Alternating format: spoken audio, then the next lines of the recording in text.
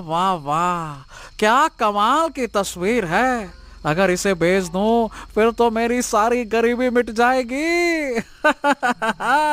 अब मेरी किस्मत बदलने वाली है। इतना कहते ही तस्वीर से ठंडी हवा का झोंका निकला और अगले ही पल तस्वीर के भीतर से एक बर्फीला हाथ बाहर आया। हाँ, अरे कौन है वहां पे? कौन है? कौन कौन मुझे पकड़ रहा है? अरे छोड़ो छोड़ो, छोड़ो छोड़ो मुझे, छोड़ो छोड़ो। लेकिन उसकी आवाज अधूरी रह गई। वो तस्वीर के अंदर समा गया और तस्वीर में रानी की मुस्कान रहस्यमयी बनकर रह गई। वहीं दूसरी तरफ दो दोस्त मदन और सुनील रहते थे। दोनों बचपन से ही बहुत गरीब थे और लकड़ियां काटकर किसी तरह अपना जीवन यापन करते थे। मेहनत तो दोनों जी जान से करते, लेकिन किस्मत जैसे कभी उनका साथ नहीं देती। ए भाई सुनील, क्या करूं यार, हम तो थक गए भाई। ये रोज रोज लकड़ियां काट काट कर भी एक वक्त की रोटी का इंतजाम नहीं हो पाता है। क्या जीवन है भाई। हाँ, बात तो ठीक कह रहा है मदन, पर क्या करें, हम कोई गलत काम भी तो नहीं कर सकते। पिताजी ने कहा था कि जो भी करना ईमानदारी से करना, बस यही सोचकर अपना दिन काट रहे हैं, मेहनत कर रहे हैं। हाँ, वही हमारा दोस्त सूरज, उसको देखो, अरे कहां से कहां पहुंच गया, कितना अमीर हो गया, और हम दोनों वही फटे हाल में रह गए। अरे कुछ खाने तक को नसीब नहीं होता भाई, क्या करें। हाँ, यही तो जीवन है मेरे भाई, क्या करें। चलो चलते हैं, आज भी अगर लकड़ियां नहीं हुई तो फिर भूखे सोना पड़ेगा। चलो। हाँ भाई, तुम ठीक कहते हो, चलो जल्दी से जंगल चलें।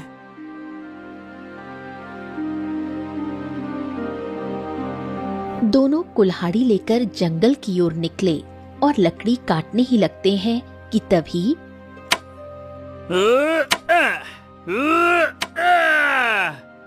अरे अरे ये क्या, ये कुल्हाड़ी तो टूट गई। अरे भाई, अब हम लकड़ियां कैसे काटेंगे? अभी तो हमने शुरू भी नहीं किया अच्छे से, दो चोट क्या मारी, कुल्हाड़ी ही टूट गई। हाँ, और ये देखो, मेरी कुल्हाड़ी में तो धार ही नहीं है। चलो फिर भी काट कर देखते हैं। सुनील लकड़ी काटने की कोशिश करता है, लेकिन लकड़ी नहीं कटती। अरे चल यार, लगता है कि आज भी हमारी किस्मत हमारे साथ ही नहीं है। चलो घर चलते हैं, अब खाली हाथ ही जाना पड़ेगा, क्या करें। दोनों लौटने लगते हैं, तभी रास्ते में एक अजीब रास्ता दिखता है। ए मदन, ये कौन सा रास्ता है? हमने तो आज से पहले ऐसा रास्ता कभी नहीं देखा। देख तो। हाँ, ये तो सच में कोई रहस्यमयी रास्ता लगता है। चलो हम चलते हैं, शायद ये रास्ता पता नहीं हमें कहाँ लेकर चले। चलो। अरे भाई, लेकिन अगर हमारी जान खतरे में पड़ गई तो? नहीं नहीं नहीं नहीं, मैं नहीं जाना चाहता। चलो भाई, घर चलें, पता नहीं क्या हो वहाँ जाकर। अरे यार, रोज रोज तो घर ही जाते हो, कुछ होता है क्या? बड़े आए, चलो आज कुछ नया करके देखते हैं, शायद हमारी किस्मत ही पलट जाए। अरे चलो भाई, तुम क्या ही, चलो आ जाओ। अच्छा, हाँ हाँ, ठीक है ठीक है, चलो चलो चलकर देखते हैं कि आखिरकार ये रास्ता कहाँ जाता है।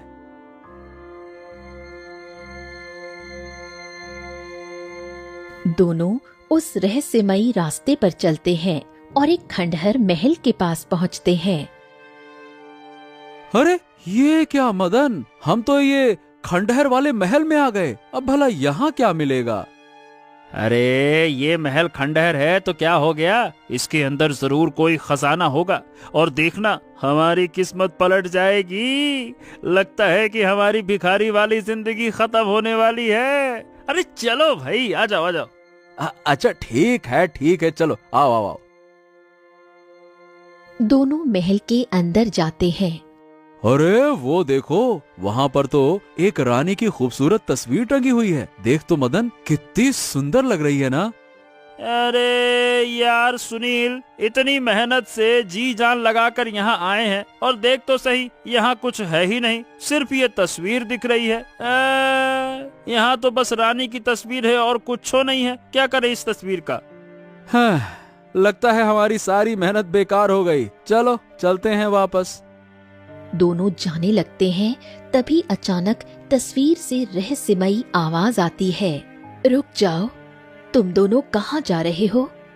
हे, तूने किसी की आवाज सुनी क्या मदन? हाँ, मैंने भी सुना। ये आवाज कहाँ से आ सकती है? भला इस खंडहर में इस समय हमारे सिवा यहाँ है कौन? इधर देखो, मैं ये तस्वीर बोल रही हूँ। मेरे अंदर बहुत सारे रहस्य छिपे हैं। अगर तुम मेरी मदद करो तो मैं तुम्हें ढेर सारा धन दूंगी, तुम्हारी सारी इच्छाएं पूरी कर दूंगी और कभी किसी चीज की कमी नहीं होगी। मेरे अंदर वो ताकत है जो तुम्हारी किस्मत बदल सकती है। तभी अचानक तेज रोशनी फैली और सामने खजाने का ढेर लग गया। अरे बाप रे बाप, इतना सारा खजाना! ए सुनील, ये तो सच में बहुत सारा खजाना है। अगर इसका एक कोना भी हमें मिल जाए तो हमारी सारी तकलीफें, सारी गरीबी दूर हो जाएगी। अरे किस्मत बदल जाएगी भाई। हमें लकड़ियां वकड़ियां काटने की जरूरत नहीं पड़ेगी। राजा बन जाएंगे, राजा। अबे क्या कह रहा है मदन? नहीं नहीं नहीं नहीं नहीं, ये खजाना दिखने में जितना आसान है, लेकिन देख लेना इसके अंदर जरूर कोई न कोई राज होगा। मदन, दुनिया का उसूल है, हर चीज की एक कीमत होती है और हम अपनी ईमानदारी हरगिज नहीं छोड़ सकते। इसीलिए हम ये खजाना नहीं लेंगे, और अगर हम लेते हैं तो हमें इसकी कीमत चुकानी पड़ेगी। इसीलिए हमें ये खजाना नहीं चाहिए। हाँ बिल्कुल, तू ठीक कह रहा है सुनील, जरूर हमें इसकी कीमत चुकानी पड़ेगी।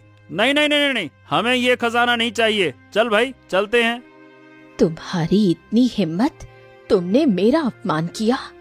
मैं तुम्हें छोड़ूंगी नहीं, तुम्हें ये खजाना लेना ही पड़ेगा। अरे क्या कोई जबरदस्ती है क्या जो लेकर जाना ही पड़ेगा? हमने कहा ये धन हमें नहीं चाहिए। चल मदन, चलते हैं। दोनों जाने लगते हैं। रुक जाओ, मत जाओ, तुम मेरी मदद करो, ये खजाना ले लो और मुझे मेरी पीड़ा से आजाद करो। रुक जाओ। लेकिन दोनों दोस्त उसकी बात नहीं सुनते और वहां से चले जाते हैं। वहीं दूसरी तरफ राजमहल में राजा बैठकर फूट फूट कर रोता है। राजमाता, ये क्या हो गया? पता नहीं मेरी रानी कहाँ और किस हालत में होगी। मैं सब जगह ढूंढ ढूंढ कर थक गया राजमाता। जब से रानी गई है, मैं उसके बिना एक पल भी चैन से नहीं रह पा रहा।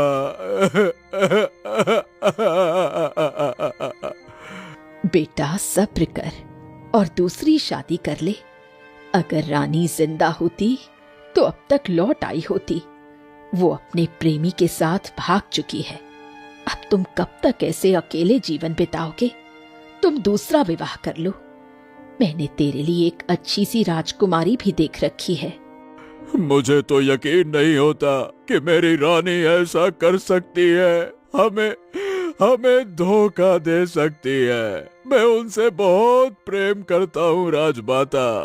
मैं उन्हें भूल नहीं सकता। मैं अपनी रानी को कैसे भुला दूं, जिसके साथ मैंने इतना वक्त बिताया। लेकिन ये भी सच है कि अब वो हमारे पास नहीं है, नहीं है, नहीं है। मैंने तुझे कई बार आगाह किया था कि रानी अक्सर रात में किसी से मिलने बाहर जाती थी, पर तूने यकीन नहीं किया। अब क्या कर सकते हैं? राजा कुछ नहीं कहता और फूट फूट कर रोने लगता है। वहीं दूसरी तरफ दोनों दोस्त अपने अपने घर आ जाते हैं। हाँ, अरे बाप रे बाप, आज तो सच में बहुत थक गया माँ। बेटा, अब मैं बूढ़ी हो चुकी हूँ, मेरी तबीयत भी अब ठीक नहीं रहती। तू ऐसे कब तक परेशान रहेगा? अरे माँ, क्या करूं, लकड़ियां काटता हूं, इसके अलावा कुछ कर ही नहीं पा रहा। कभी लकड़ियां साथ नहीं देती तो कभी सेठ लकड़ी का भाव नहीं देता, और आज देखो, आज तो कुल्हाड़ी भी टूट गई जिसकी वजह से लकड़ियां काट ही नहीं पाया। तू एक काम कर बेटा, मैं ज्यादा दिन तक नहीं जी पाऊंगी, इसलिए तू एक अच्छी सी लड़की देखकर शादी ही कर ले। ओहो माँ, ये तो कैसी बातें करती है। मैं 2 वक्त के खाने का जुगाड़ तो कर नहीं पाता, तुम्हारा पेट तो भर नहीं पाता, और ऐसे हालात में मैं अपने परिवार को क्या खिलाऊंगा। हाँ, नहीं तो शादी वादी नहीं करने वाला मैं। तू एक काम कर बेटा, तू राजमहल क्यों नहीं चला जाता? राजा जरूर तुम्हें कोई ना कोई काम दे देगा, ऐसे तो दिन नहीं कटने वाले। हाँ, ये बात तू ठीक कहती है माँ। ठीक है, मैं कल ही अपने दोस्त के साथ राजमहल जाता हूँ और राजमहल में कोई काम मांग लूंगा।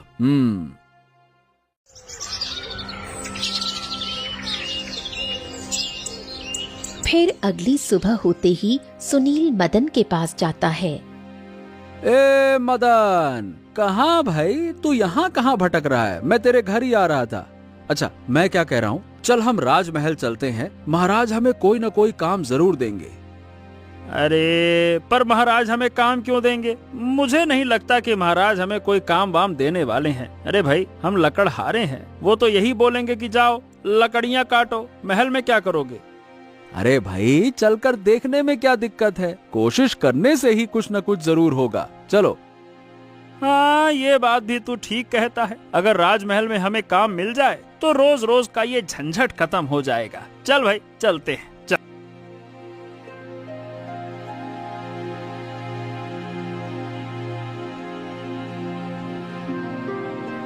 दोनों दोस्त ठीक है, हमारे महल में साफ सफाई करने वाले की जगह खाली है, तो तुम कल से पूरे महल की साफ सफाई करोगे। झाड़ू, पोंछा और बाकी का काम तुम दोनों के जिम्मे रहेगा, ठीक है? हाँ हाँ महाराज, क्यों नहीं, हमें ये काम मंजूर है। हाँ हाँ बिल्कुल महाराज, हम ये काम करने को तैयार हैं, कोई दिक्कत नहीं है। लेकिन हाँ, एक बात का ध्यान रखना, तुम दोनों को यहीं रहना होगा। रोज रोज बाहर जाना और आना ये हमारे राज्य के लिए खतरा बन सकता है, इसीलिए तुम दोनों महल में ही रहोगे और यहीं रहकर सारा काम करोगे। ठीक है महाराज, मैं और मदन महल में रहकर काम करेंगे। हाँ, लेकिन कभी कभी अपनी माँ से मिलने चला जाऊंगा, इसमें तो कोई दिक्कत नहीं है ना महाराज? हाँ हाँ, वो ठीक है, पर ध्यान रहे कोई गलती नहीं होनी चाहिए। उस दिन के बाद मदन और सुनील महल में ही रहने लगते हैं और साफ सफाई का काम करते हैं। फिर एक दिन आधी रात को सुनील गहरी नींद में होता है। तभी अचानक एक आवाज आती है, मेरी मदद करो सुनील। मदन, तुम दोनों मुझे इस हालात में छोड़कर कैसे चले गए? मैं दर्द में हूँ, बहुत पीड़ा में हूँ, तुम दोनों मेरी मदद करो। सुनील की नींद खुल जाती है।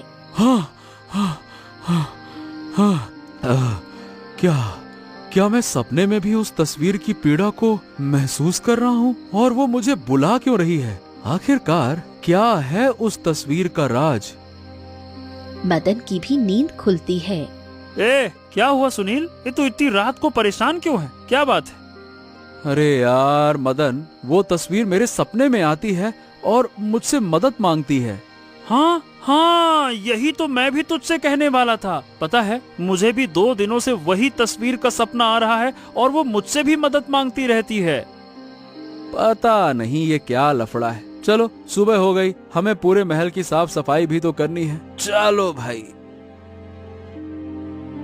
दोनों दोस्त सफाई करने लगते हैं। सफाई करते करते वो एक कमरे में पहुंचते हैं जहां दीवार पर वही तस्वीर टंगी होती है। अरे ये क्या? ये तो वही तस्वीर है जो हमने खंडहर में देखी थी। क्यों मदन, वही है ना? हाँ हाँ हाँ हाँ हाँ हाँ हाँ, लेकिन ये कैसे हो सकता है? भला खंडहर की तस्वीर यहाँ राजमहल में क्या कर रही है? और ये दोनों तस्वीर एक ही हैं और एक ही व्यक्ति की भी हैं। हे ससुरा, ये कैसे संभव है सुनील? ए मदन, मुझे लगता है कि हमको ये बात महाराज को बतानी चाहिए। शायद उन्हें कुछ पता हो कि आखिरकार रानी की तस्वीर यहाँ और खंडहर में क्या कर रही है। बिल्कुल एकदम वही तस्वीर। चलो महाराज के पास चलते।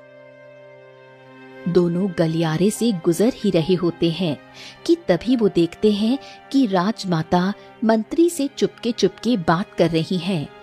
अरे देख देख देख, मंत्री जी और राजमाता कुछ चुपके से बातें कर रहे हैं। देख देख देख देख।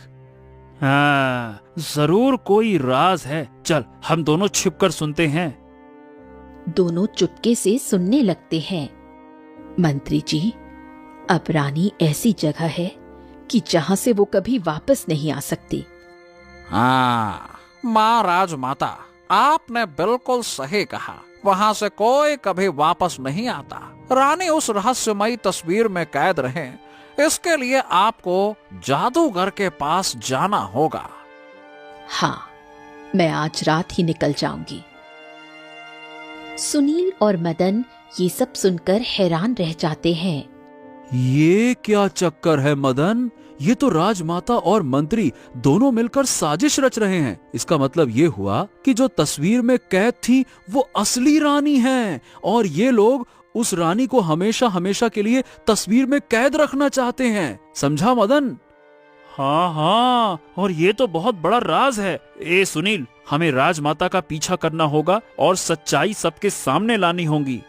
बिल्कुल सही कहा। चलो हम राजमाता का पीछा करते हैं। चलो।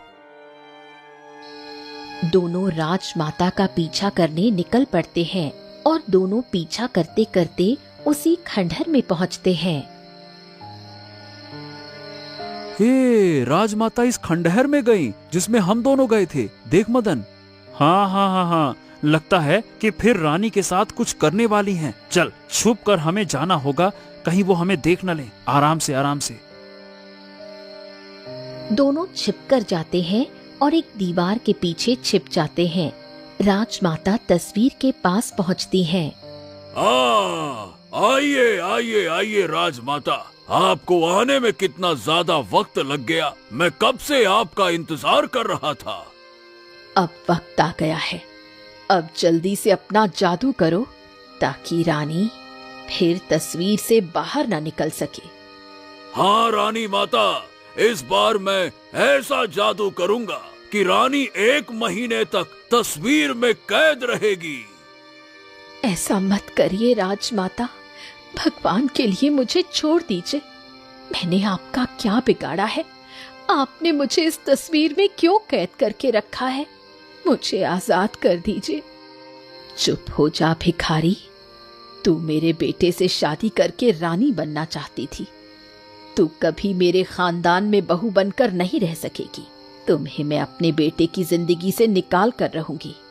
नहीं राजमाता, ऐसा मत करिए। महाराज मुझसे सच्चा प्रेम करते हैं, इसलिए मैंने उनसे विवाह किया। मैंने किसी धन दौलत के लिए महाराज से विवाह नहीं किया था। आप मुझे यहाँ से जाने दीजिए, मुझे बहुत कष्ट होता है। मैं आपसे विनती करती हूँ राजमाता, भगवान के लिए मुझे और कष्ट मत दीजिए। चुप हो जा, तुम्हें कभी मैं अपने बेटे की जिंदगी में वापस नहीं आने दूंगी। इसलिए मैंने इस जादूगर की मदद से तुम्हें इस तस्वीर में कैद कर दिया है और तेरे पति राजा को भड़काया कि तू किसी और से प्रेम करती है और उसी के साथ भाग गई। उसे तो सच भी नहीं पता। तेरा जादू केवल ईमानदार आदमी ही तोड़ सकते हैं, पर अफसोस तेरे पास सब लालच में है। लालच को छोड़कर कोई ईमानदारी चुनने वाला इंसान अब बनता ही नहीं। ऐसा मत करिए राजमाता, मुझे आजाद कर दीजिए। मैं महाराज की जिंदगी से चली जाऊंगी, पर भगवान के लिए मुझ पर ऐसा जुल्म मत कीजिए। तस्वीर रोने लगती है और आंसू गिरते हैं। देख तो सुनील, ये राजमाता कितनी जालिम है। उसने रानी को इस तस्वीर में कैद कर दिया और वो बेचारी रानी कितना रो रही है, कितना तड़प रही है। देख तो। हाँ रे मदन, मैं क्या कहता हूँ कि हमें कुछ न कुछ तो करना होगा। तभी मंत्री दोनों को देख लेता है। तुम दोनों यहाँ क्या कर रहे हो और तुम्हारी हिम्मत कैसे हुई राजमाता का पीछा करने की? ये दोनों मेरा पीछा कर रहे थे। मंत्री जी, इन्हें पकड़ लो। अरे आप कितनी बेरहम हो सकती हैं राजमाता, हम तो कभी सोच भी नहीं सकते। भला अपने बहू के साथ कोई ऐसा कैसे कर सकता है? हाँ राजमाता, भला रानी ने आपका बिगाड़ा क्या है? बस यही ना कि वो छोटी जात की लड़की हैं, इसी वजह से आपने उन्हें इतनी कड़ी सजा दी है। मैं ये सारी चीजें राजा जी को बताऊंगा, सब कुछ बताऊंगा, सच सच। देखो, तुम लोगों के बारे में मैं सब कुछ जानती हूँ। सुनील, तुम्हारी बूढ़ी माँ है ना, जिसने तुम्हें राजमहल में काम करने भेजा है। हाँ, तो अब राजमाता जो कहेंगे वही तुम्हें करना होगा, वरना तुम दोनों को सजा मिलेगी। अब तुम दोनों कल सुबह मेरे बेटे के सामने हाजिर हो जाओ। उसके बाद हम जो कहेंगे तुम वही करोगे। हाँ ठीक है राजमाता, मैं वही करूंगा जो आप कहेंगी। मंत्री दोनों को लेकर राजमहल आ जाते हैं।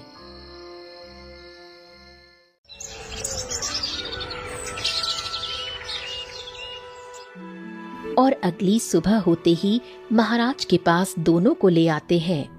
महाराज, ये दोनों यहाँ हैं। क्या हुआ मंत्री जी, आप इन दोनों को लेकर यहाँ क्यों आए हैं? महाराज, आपने इन दोनों गरीबों पर तरस खाकर इन्हें राजमहल में काम पर रख तो दिया, लेकिन देखिए सफाई करते वक्त ये दोनों खजाने वाले कमरे में चले गए और वहाँ से खजाने की चोरी कर ली। ये देखिए, मैंने इन्हें रंगे हाथों पकड़ा और इतना सारा खजाना इन दोनों के पास से निकला। ये देखिए महाराज। ओहो, ये क्या कह रहे हो मंत्री? सुनो, हम तुम दोनों के मुंह से सुनना चाहते हैं, क्या तुम दोनों ने सच में राजमहल में चोरी की है? सच सच बोलना। अब मैं कैसे बताऊं महाराज कि मैंने कोई चोरी नहीं की, लेकिन ना चाहते हुए भी मुझे हाँ करना पड़ेगा। अरे तुम दोनों कुछ बोल क्यों नहीं रहे? क्या तुमने ये खजाना चोरी किया है? बोलो। हाँ महाराज, मैंने ये खजाना चुराया है। मेरी माँ की तबीयत बहुत खराब थी, उन्हीं के इलाज के लिए मुझे ये सब कुछ करना पड़ा। हाँ महाराज, मैंने भी ये खजाना चुराया था। मैं अपनी बहन की शादी के लिए ऐसा कर रहा था। कृपया करके मुझे माफ कर दीजिए। हम इसीलिए दरबार में काम मांगने आए थे। तुम्हारी इतनी हिम्मत! मैंने तरस खाकर तुम दोनों को काम पर रखा और तुमने हमारे ही पीठ में खंजर घोंपा। मंत्री जी, इन्हें ले जाइए और कल सूर्योदय से पहले इन दोनों को फांसी पर लटका दीजिए। ले जाइए इनको। चलो, जैसा मैंने सोचा था बिल्कुल वैसा ही हुआ।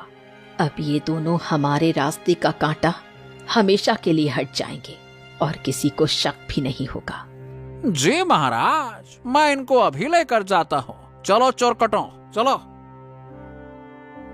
मंत्री दोनों को लेकर काल कोठरी में बंद कर देता है। अब क्या करें सुनील, हमें तो कुछ समझ ही नहीं आ रहा। ये मंत्री और राजमाता ने मिलकर हमें बुरी तरह से फंसा दिया। महाराज हमारी बात पर अब यकीन भी नहीं करेंगे। हाँ मदन, लेकिन सही बताऊं, मुझे मरने का अफसोस नहीं है रे मदन, पर मरने से पहले मेरी एक आखिरी ख्वाहिश है। जब कल हमें फांसी दी जाएगी ना, तब हम अपनी आखिरी इच्छा रखेंगे। मैं अपनी माँ से मिलना चाहता हूँ और बस रानी के पास जाकर हम दोनों उन्हें आजाद कर देंगे। क्या कहता है? ठीक कहते हो, हम बिल्कुल यही करेंगे।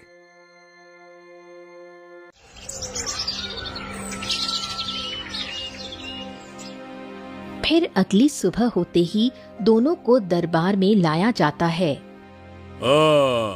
अब तुम दोनों को फांसी दी जाएगी।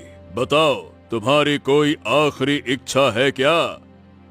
महाराज, आखिरी इच्छा यही है कि मुझे मेरी माँ से मिलना है, क्योंकि वो जीवन और मृत्यु के बीच में है। मैं मरने से पहले उन्हें देखना चाहता हूँ। मैं वादा करता हूँ महाराज कि मैं जल्द ही वापस आ जाऊंगा। महाराज, हमारी इच्छा ये है कि हम अपने परिवार को अलविदा कह दें, बस। ठीक है, जाओ और कुछ भी हो जाए जल्दी वापस आना। दोनों राजमहल से निकलकर खंडहर की ओर जाते हैं। चल चल चल चल मदन, जल्दी चल, यही मौका है, हमें खंडहर जाना होगा, चलो। हाँ हाँ चलो।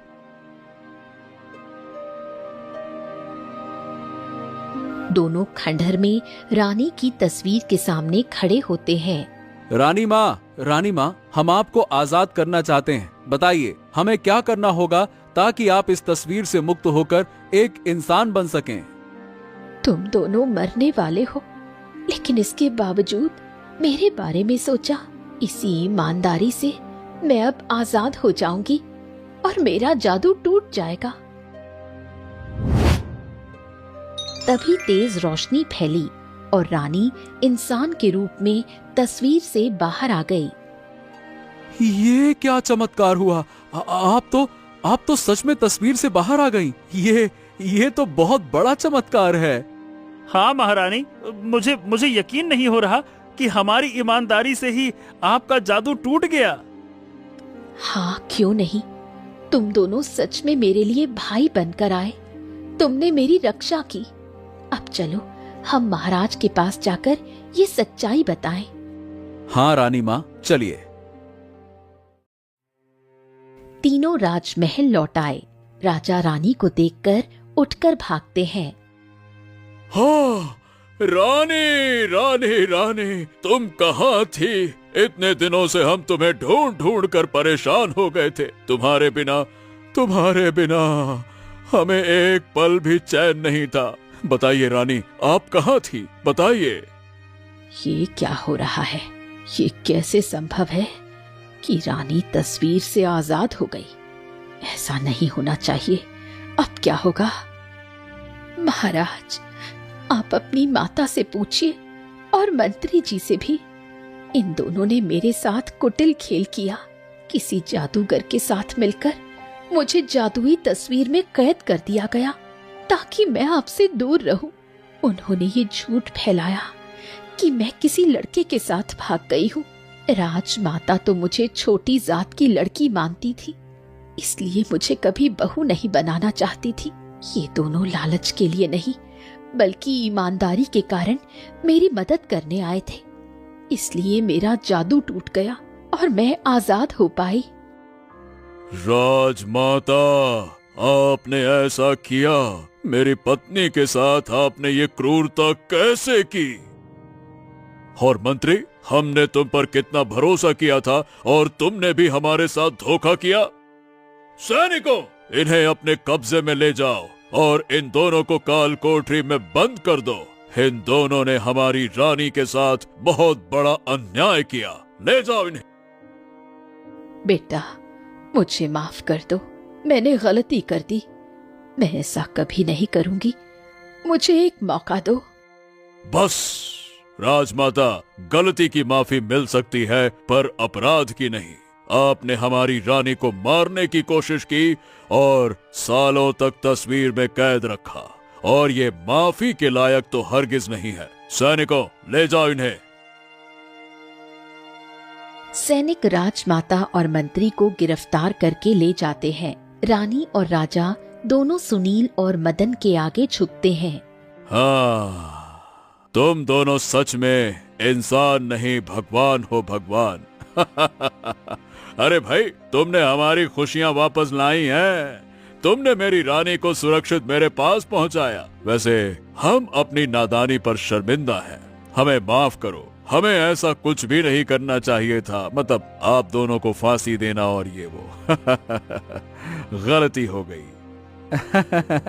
महाराज, गलत फहमियां तो होती रहती हैं। अगर अपने ही अपनों को धोखा दें तो किसी पर शक होना स्वाभाविक है। राजमाता आपकी माँ थी, फिर आप उन पर कैसे शक करते? अब चलिए, जो हुआ सो हो गया। रात गई, बात गई। हाँ महाराज, जो बीत गया उसे याद करके क्या फायदा। वाकई में तुम दोनों की ईमानदारी देखकर हम बहुत खुश हैं। इसीलिए हम आज से तुम्हें सम्मान देना चाहते हैं। सुनील, तुम्हें आज से अपना सेनापति नियुक्त करता हूँ, और मदन, तुम अब हमारे दरबार में मंत्री का पद संभालोगे। तुम दोनों सदा राजमहल के रक्षक बनोगे। हाँ महाराज, क्यों नहीं।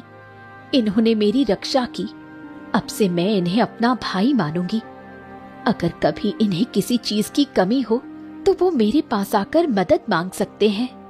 रानी माँ, आपने ये दिल से कहा, यही हमारे लिए बहुत है। हाँ रानी माँ, आपने हमें अपना भाई मान लिया, ये हमारे लिए सौभाग्य की बात है। सैनिकों, इन दोनों को कुछ धन दे दो ताकि इनकी सारी तकलीफें दूर हो जाएं और ये एक सुंदर जीवन व्यतीत करें, क्योंकि ये दो हमारे नए साले साहब हैं। इनकी खातिरदारी तो करनी पड़ेगी। सैनिक धन दोनों को दे देते हैं। उसके बाद सुनील और मदन ईमानदारी से सेनापति और मंत्री के पद पर कार्यभार संभालते हैं और खुशी खुशी जीवन जीने लगते हैं।